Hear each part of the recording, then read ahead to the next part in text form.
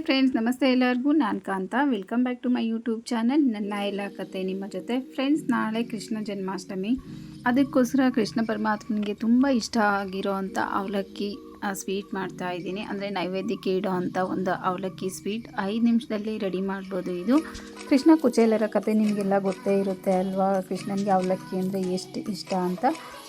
ಕೃಷ್ಣ ಜನ್ಮಾಷ್ಟಮಿಯಲ್ಲಿ ಎಷ್ಟೇ ಥರ ಸ್ವೀಟ್ ಮಾಡಿದ್ರು, ಏನೆಲ್ಲ ನೈವೇದ್ಯಕ್ಕೆ ತಿಂಡಿ ತಿನಿಸುಗಳನ್ನು ಇಟ್ಟರು, ಅವಲಕ್ಕಿ ರೆಸಿಪಿ ಒಂದಿಟ್ಟರೆ, ಅಂದರೆ ಅವಲಕ್ಕಿಯಲ್ಲಿ ಮಾಡಿರೋ ಅಂಥ ಒಂದು ಪದಾರ್ಥನ ಇಟ್ಟರೆ ಶ್ರೀಕೃಷ್ಣ ಪರಮಾತ್ಮನಿಗೆ ತುಂಬ ಇಷ್ಟ ಆಗುತ್ತಂತೆ. ಅದಕ್ಕೆ ಬನ್ನಿ, ಒಂದು ಸಿಂಪಲ್ಲಾಗಿ ಬೇಗ 5 ನಿಮಿಷದಲ್ಲೇ ರೆಡಿ ಮಾಡೋಂಥ ಒಂದು ಅವಲಕ್ಕಿ ಸ್ವೀಟ್ ಮಾಡಿ ತೋರಿಸ್ತಾ ಇದ್ದೀನಿ.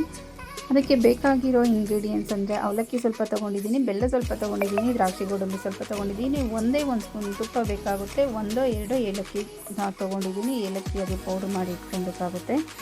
50 ಗ್ರಾಮ್ ಅಷ್ಟು ಅವಲಕ್ಕಿ ತೊಗೊಂಡಿದ್ದೀನಿ. ಅಂದರೆ ಗಟ್ಟಿ ಅವಲಕ್ಕಿ, ಸಣ್ಣ ಅವಲಕ್ಕಿ ಬರುತ್ತಲ್ಲ ಗಟ್ಟಿದು, ಅದೇ ತೊಗೊಂಡಿದ್ದೀನಿ. ಅದನ್ನು ಒಂದು 2-3 ಸರಿ ಚೆನ್ನಾಗಿ ವಾಶ್ ಮಾಡಬೇಕಾಗುತ್ತೆ. ಅದರಲ್ಲಿರೋ ಡಸ್ಟ್ ಥರ ಇರುತ್ತಲ್ವ, ಅದೆಲ್ಲ ಹೋಗೋ ಥರ ಒಂದು 2-3 ಸರಿ ವಾಶ್ ಮಾಡಬೇಕಾಗುತ್ತೆ. ನೋಡಿ, ನಾನು 3 ಸಾರಿ ವಾಶ್ ಮಾಡಿ ಇಟ್ಟಿದ್ದೀನಿ. ನೀರು ಹಾಕಿ ನೆನೆಸೋದು ಬೇಡ, ಅದು ವಾಶ್ ಮಾಡಿ ಇರ್ತೀವಲ್ವ ಅದರಲ್ಲೇ ನೆನ್ಕೊಂಡಿರುತ್ತೆ. ಅವಲಕ್ಕಿ ಎಲ್ಲ ಸಾಫ್ಟ್ ಆಗಿರುತ್ತೆ. ಈಗ ಒಂದು ಬಾಣಲಿ ಇಟ್ಟಿದ್ದೀನಿ. ಬಾಣಲಿ ಇಟ್ಬಿಟ್ಟು 1 ಸ್ಪೂನ್ ತುಪ್ಪ ಹಾಕ್ತಾಯಿದ್ದೀನಿ. ಅದು ಸ್ವಲ್ಪ ಬಿಸಿ ಆಗಾದಮೇಲೆ ದ್ರಾಕ್ಷಿ ಗೋಡಂಬಿ ಹಾಕಿ ಅದರಲ್ಲಿ ಫ್ರೈ ಮಾಡ್ಕೊತೀನಿ. ತುಪ್ಪ ಬೇಕಿದ್ರೆ ಸ್ವಲ್ಪ ಜಾಸ್ತಿನೇ ಹಾಕ್ಕೊಬೋದು, ಟೇಸ್ಟ್ ಇನ್ನೂ ಚೆನ್ನಾಗೇ ಬರುತ್ತೆ. ಈಗ ತುಪ್ಪ ಬಿಸಿ ಆಯಿತು, ಸ್ವಲ್ಪ ದ್ರಾಕ್ಷಿ ಗೋಡಂಬಿ ಹಾಕಿ ಫ್ರೈ ಮಾಡ್ಕೊತಾ ಇದ್ದೀನಿ. ಇನ್ನೂ ಡ್ರೈ ಫ್ರೂಟ್ಸ್ ಏನು ಬೇಕಿದ್ರೂ ಹಾಕ್ಕೊಬೋದು, ಖರ್ಜೂರ ಮತ್ತು ಪಿಸ್ತಾ ಬಾದಾಮ್ ಎಲ್ಲ ಹಾಕ್ಕೊಬೋದು. ನಾನು ದ್ರಾಕ್ಷಿ ಗೋಡಂಬಿ ಮಾತ್ರ ಹಾಕ್ತಾಯಿದ್ದೀನಿ. ನೋಡಿ, ಇಷ್ಟೇ ಈ ಥರ ಫ್ರೈ ಮಾಡ್ಕೊಬೇಕು, ಸ್ವಲ್ಪ ಬ್ರೌನ್ ಕಲರ್ ಆಗೋವರೆಗೂ. ಆಗ ಟೇಸ್ಟು ಚೆನ್ನಾಗಿರುತ್ತೆ. ಗೋಡಂಬಿ ಎಲ್ಲ ಕ್ರಿಸ್ಪಿಯಾಗಿ ಚೆನ್ನಾಗಿರುತ್ತೆ. ನೋಡಿ, ಫ್ರೈ ಮಾಡಿದ್ದಾಯಿತು. ಈಗ ಸ್ವಲ್ಪ ಇನ್ನೂ ತುಪ್ಪ ಇದೆಯಲ್ಲ, ಅದಕ್ಕೇ ಸ್ವಲ್ಪ ಪುಡಿ ಮಾಡಿ ಇಟ್ಕೊಂಡಿರೋಂಥ ಬೆಲ್ಲನ ಹಾಕ್ತಾಯಿದ್ದೀನಿ. ಅದಕ್ಕೆ ಬೆಲ್ಲದ ಜೊತೆ ಒಂದು 2-3 ಸ್ಪೂನ್ ಆಗೋಷ್ಟು ನೀರು ಹಾಕ್ತಾಯಿದ್ದೀನಿ. ನಾನು ಸ್ವಲ್ಪನೇ ಮಾಡ್ತಾಯಿದ್ದೀನಿ, ಸ್ವಲ್ಪ ಕಡಿಮೆ ಕ್ವಾಂಟಿಟಿಯಲ್ಲಿ ಮಾಡ್ತಾಯಿದ್ದೀನಿ, ತುಂಬ ಜಾಸ್ತಿ ಏನು ಮಾಡ್ತಾಯಿಲ್ಲ. ನೋಡಿ, ಒಂದು 3-4 ಸ್ಪೂನ್ ಆಗೋಷ್ಟು ನೀರು ಹಾಕಿದ್ದೀನಿ. ನೀರಲ್ಲಿ ಎಲ್ಲ ಮಿಕ್ಸ್ ಮಾಡ್ತಾಯಿದ್ದೀನಿ. ನೀರು ಲೋ ಫ್ಲೇಮಲ್ಲೇ ಮಾಡ್ಕೊಳ್ಳಿ. ತುಂಬ ಸ್ವಲ್ಪ ಮಾಡ್ತಾ ಇರೋದ್ರಿಂದ ಹೈ ಫ್ಲೇಮಿಗೆ ಬೇಗ ಸೀದೋಗ್ಬಿಡುತ್ತೆ. ನಾನು ಲೋ ಫ್ಲೇಮಲ್ಲೇ ಮಾಡ್ಕೊತಾ ಇದ್ದೀನಿ. ನೋಡಿ, ಬೆಲ್ಲ ಕರಗೋವರೆಗೂ ಈ ಥರ ಮಿಕ್ಸ್ ಮಾಡ್ತಾನೆ ಇರಬೇಕಾಗುತ್ತೆ. ಬೆಲ್ಲ ಎಲ್ಲ ಚೆನ್ನಾಗಿ ಕರಗೋವರೆಗೂ.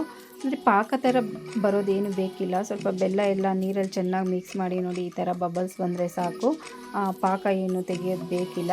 ಈಗ ನೋಡಿ, ಆಲ್ಮೋಸ್ಟ್ ಎಲ್ಲ ಬೆಲ್ಲ ಎಲ್ಲ ಕರಗಿದೆ. ಈಗ ವಾಶ್ ಮಾಡಿ ಚೆನ್ನಾಗಿ ನೆನೆಸಿಟ್ಟಿರೋ ಅಂಥ ಅವಲಕ್ಕಿನ ಮಿಕ್ಸ್ ಮಾಡ್ತಾಯಿದ್ದೀನಿ. ಇದಕ್ಕೆ ಅವಲಕ್ಕಿ ಹಾಕ್ಬಿಟ್ಟು ಅಷ್ಟೇ ಬೆಲ್ಲದ ನೀರಲ್ಲಿ ಎಲ್ಲ ಚೆನ್ನಾಗಿ ಮಿಕ್ಸ್ ಮಾಡಬೇಕಾಗುತ್ತೆ. ಈ ಥರ ಮಿಕ್ಸ್ ಮಾಡ್ತಾಯಿದ್ರೆ ಅವಲಕ್ಕಿ ಎಲ್ಲ ಸಾಫ್ಟಾಗಿ ಆಗುತ್ತೆ. ಅದು ಸ್ವೀಟ್ನೆಸ್ ಎಲ್ಲ ಅದು ಅಬ್ಸರ್ವ್ ಮಾಡ್ಕೊಂಡಿರುತ್ತೆ.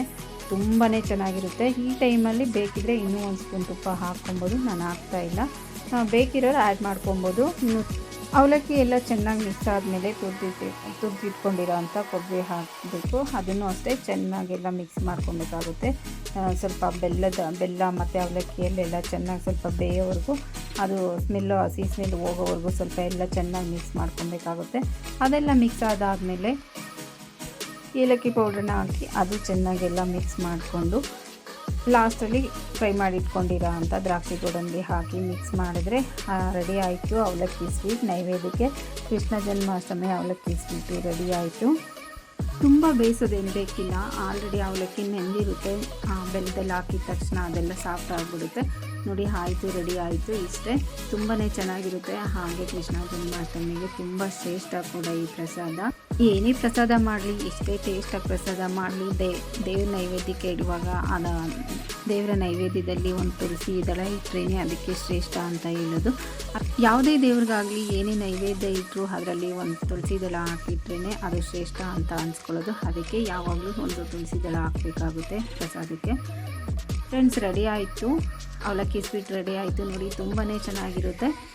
ಫ್ರೆಂಡ್ಸ್, ನಿಮಗೆಲ್ಲ ಇಷ್ಟ ಆಯಿತು ಅಂತ ಅಂದ್ಕೊಳ್ತೀನಿ. ಇಷ್ಟ ಆದರೆ ಪ್ಲೀಸ್ ಒಂದು ಲೈಕ್ ಮಾಡಿ. ಹಾಗೆ ಯಾರೆಲ್ಲ ನೋಡ್ತಿದ್ದೀರೋ ದಯವಿಟ್ಟು ನನ್ನ ಚಾನಲ್ನ ಸಬ್ಸ್ಕ್ರೈಬ್ ಮಾಡ್ಕೊಂಡು ಸಪೋರ್ಟ್ ಮಾಡಿ ಅಂತ ಕೇಳ್ತಾ ಇವತ್ತಿನ ವಿಡಿಯೋ ಎಂಡ್ ಮಾಡ್ತಾ ಇದ್ದೀನಿ. ಮತ್ತೊಂದು ವಿಷಯ ಜೊತೆ ಮತ್ತೊಂದು ವಿಡಿಯೋಲ್ಲಿ ಸಿಗ್ತೀನಿ. Bye. Thank you for watching.